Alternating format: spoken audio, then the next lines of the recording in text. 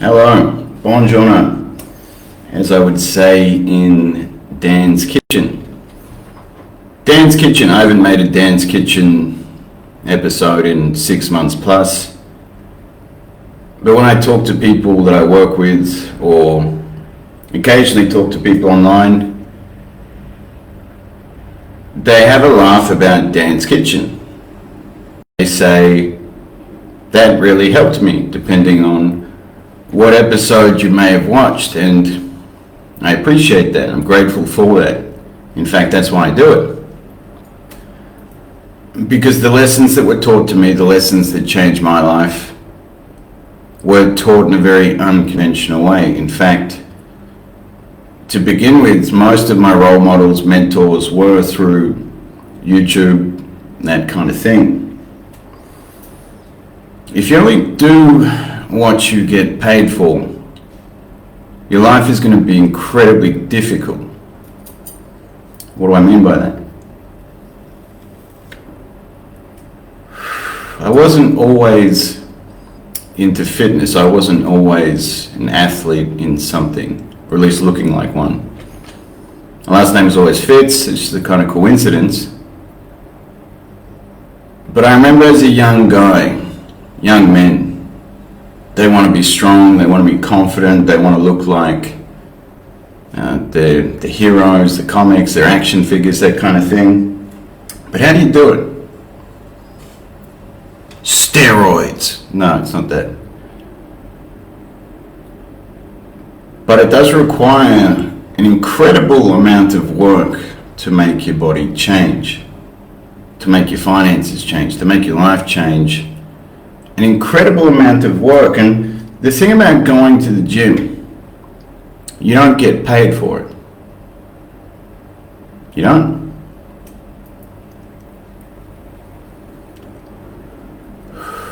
But the joy, the passion, the energy, the experiences that my body and I guess my career in fitness has brought me, it was worth every fucking session in the gym.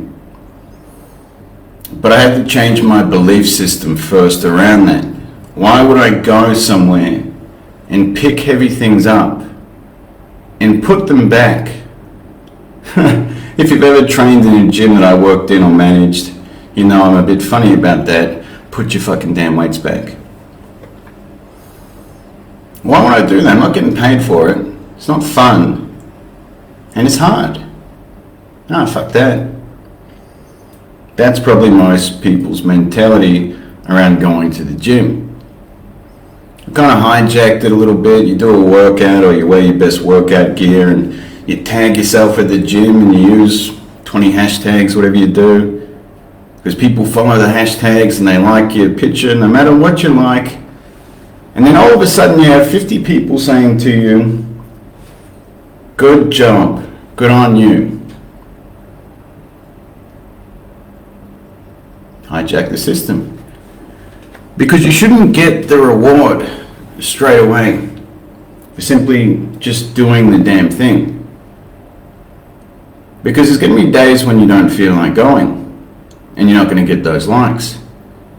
There's going to be days where your mind and your life is so out of sorts and those likes will really mean nothing to you.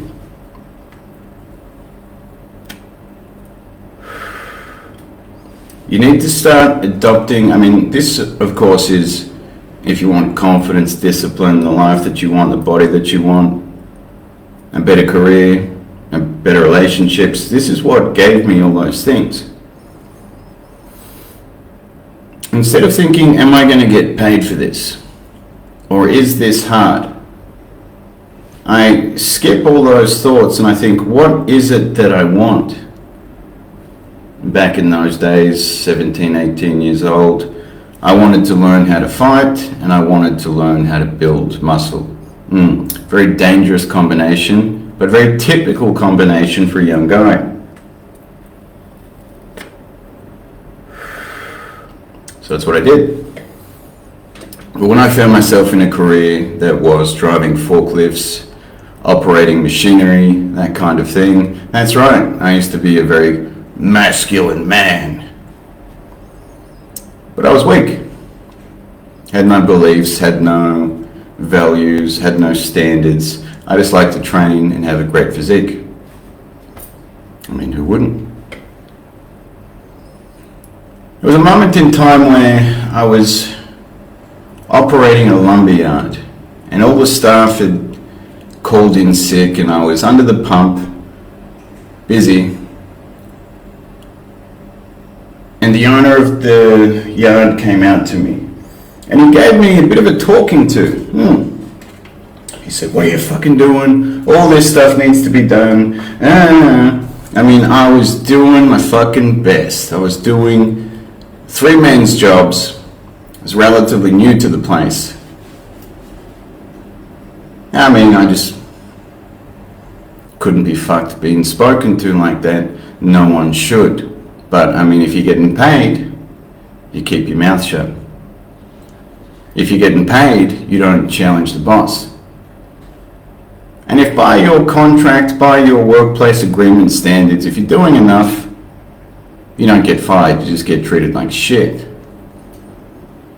Now, my issues with authority, and men in general, and not being spoken to like shit, I thought, alright, well, I have this paycheck, or I can quit and not get spoken to like shit. Now, it's easy to quit a job. It's not very easy not to get paid. So I was doing these equations in my head and I wanted to start a personal training business, or at least work in a gym. Very scary going from an uneducated kid from Frankston to working on cars to driving trucks and forklifts and that kind of thing, and then transitioning over to fitness. I mean, anything we do to begin with is hard at any age. That's why most people don't do it, because we're afraid. We know we get the paycheck, we know the boss treats us like shit, we know that we could possibly quit and do what we want at any time. It's going to be incredibly fucking hard, but you have that same philosophy that I did. You just don't say it. If it's hard, don't do it, because life is hard enough.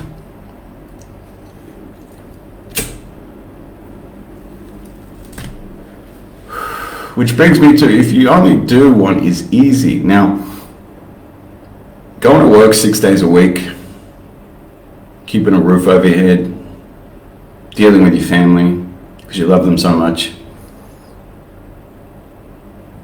It can be hard, it can be challenging, absolutely. But if somewhere deep down inside of that life that you've built, whether it be your career, your relationship, your friends, your body, you, if there's 1, 2, 3, 4 many things that you don't like, and you live that life every day, I dare say it's going to be pretty fucking hard. Wouldn't you agree?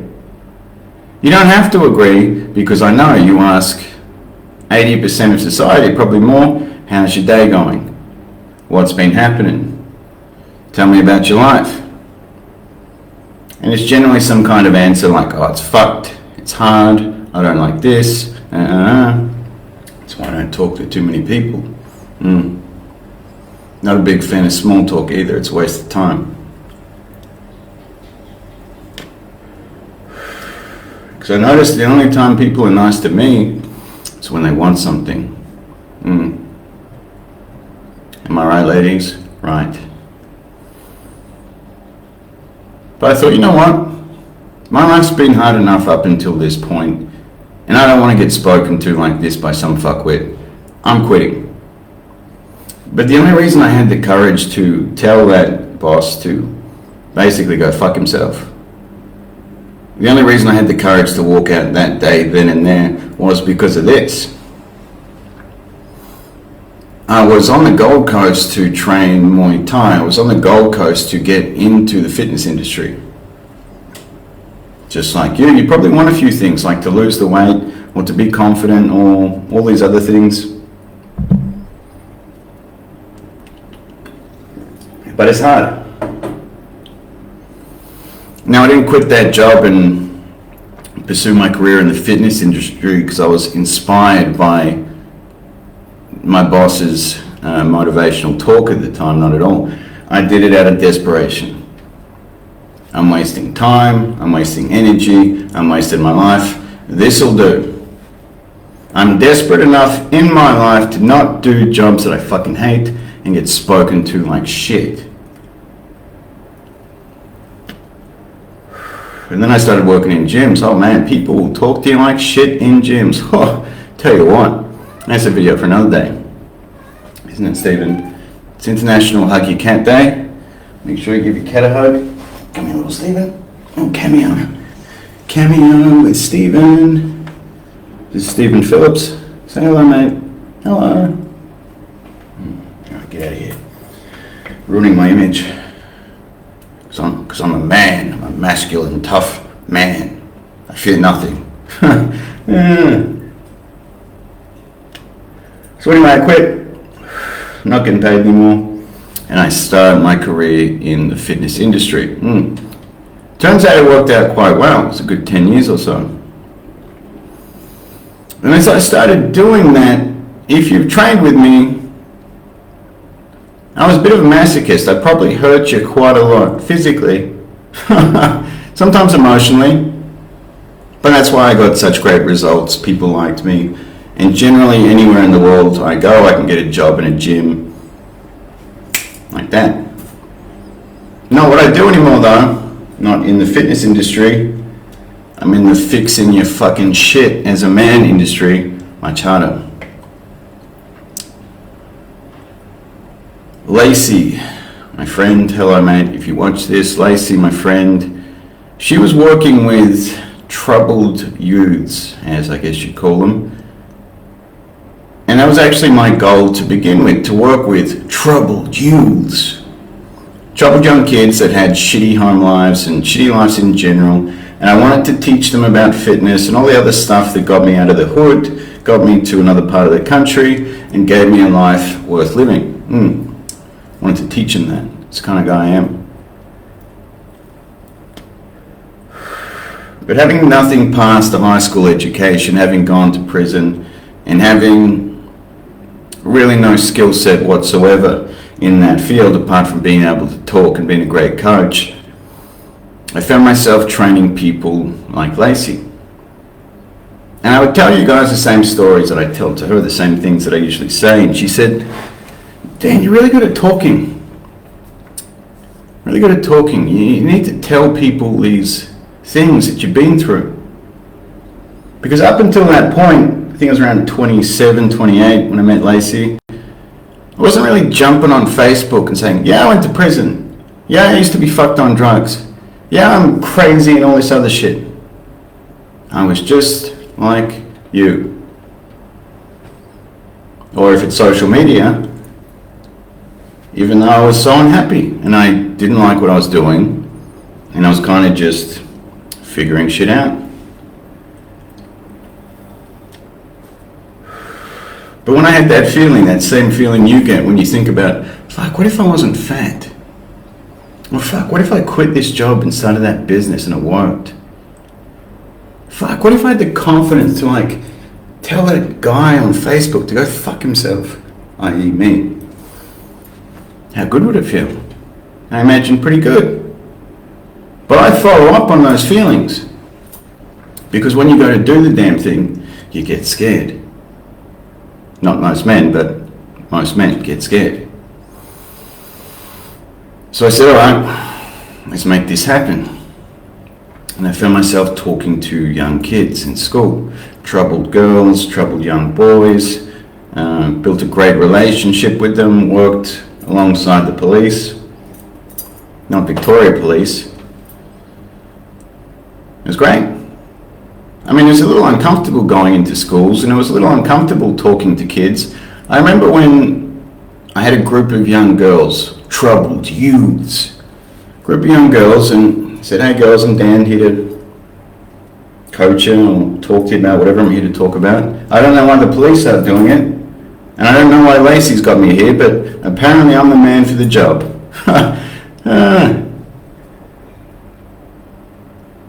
And being troubled young girls, being girls that are used to dealing with shit, they were pretty courageous.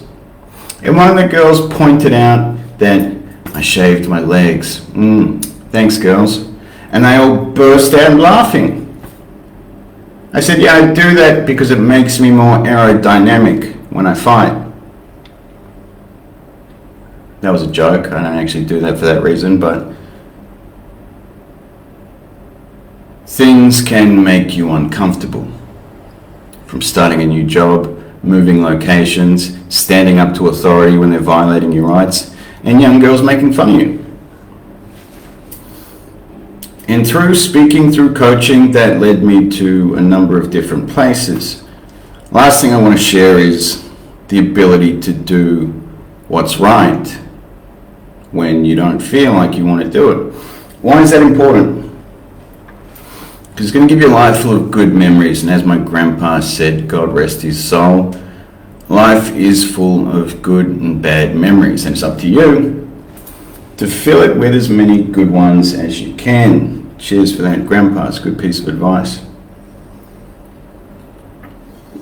So fast forward, after I travelled to Asia and worked in gyms in different locations and lived a pretty great life, same thing. I had another colleague of mine, another old friend, say, "Is all the shit you talk about from Melbourne, that actually happened to you?" Yeah, good times. She said, if I can get you into the prison system to talk to guys who are where you used to be, can you help them? Would you want to help them? I said, sure. It's actually what I wanted to do all along. I didn't want to go into prison, but I mean, can't really change that dynamic too much. So here I was managing a gym business and volunteering my time to teach troubled youths how to box outside of school and prison. Had a few other projects on the side, like talking about steroids online that became a viral video on every news site in Australia. I don't know why. All I simply said was steroids work if you do the work. Pretty crazy stuff. But I also said don't do them. Most people don't need them because they don't want to be athletes. They don't want to train to that level, so you don't need them. Doesn't replace discipline, confidence, and hard work. Pretty controversial stuff, I know. Google me, you can find out.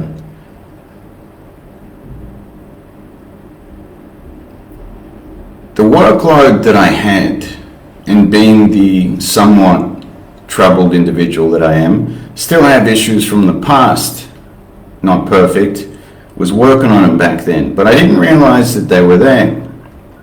And I found myself going into prison every single Friday and coaching these guys. In fact, I became so comfortable in there, and such a regular, I would have about 10 or 15 guys in the workout yard, and I didn't just take off my shirt and start working out with them. And while I was there talking to them about how they could get jobs, how they could change things, what I did.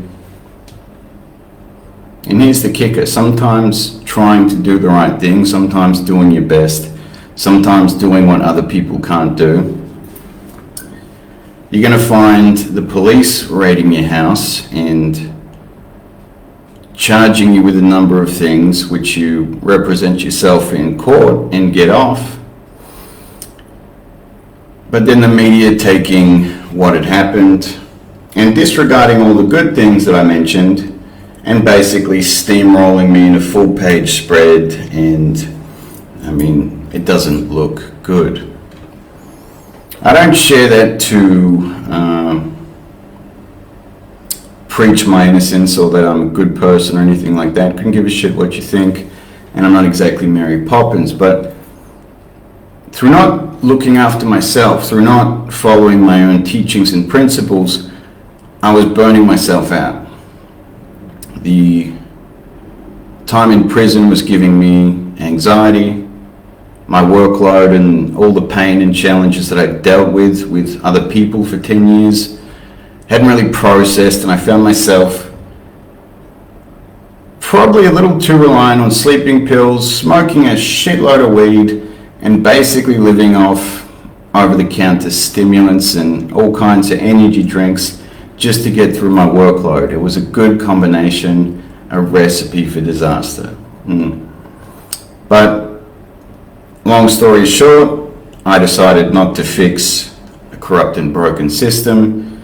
Probably why I got my house raided. I started talking about the corruption and the problems in the justice system, in the police system, and what I've experienced, and also what I suggest to fix them. But more to the point, I share all that with you because my online career now in the DFP, which has been around for about 3 years, and the hundreds of men that I've helped in 2 different countries, the same way my boss got stuck into me and I told him to go fuck himself and started a fitness career.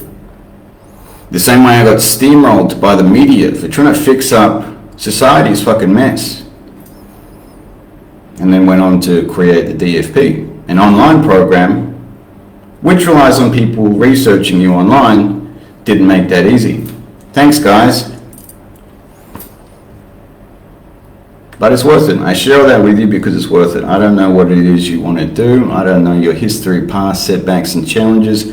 But I can tell you from my own experience, no matter how bad the past, the problems, the pain, if you have something that's worth it simply to you, in your heart, if you have something that feels like it's right and you need to do it, you need to do it.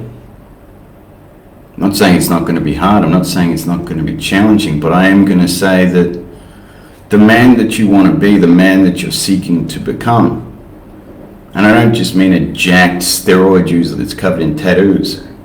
I mean a confident, in control, passionate and happy man, or dad, or business owner. You'll become that man once you find out what that thing is, but if you don't, you'll always only ever do what you get paid for. You'll always only ever do what is easy or until it's worth it. And you sell yourself short of all the good things in life. Yeah, that's pretty good. So I'll leave that with you. It's never been a more important time in history to do what is right. Not just for me, not just for you, not just for your family, pointing at little Stephen when I do that, but your kids, your community, and I mean more so for yourself. You're the one that experiences this life. You might as well make it the best one you can, and that in a sense is a large part how you do it.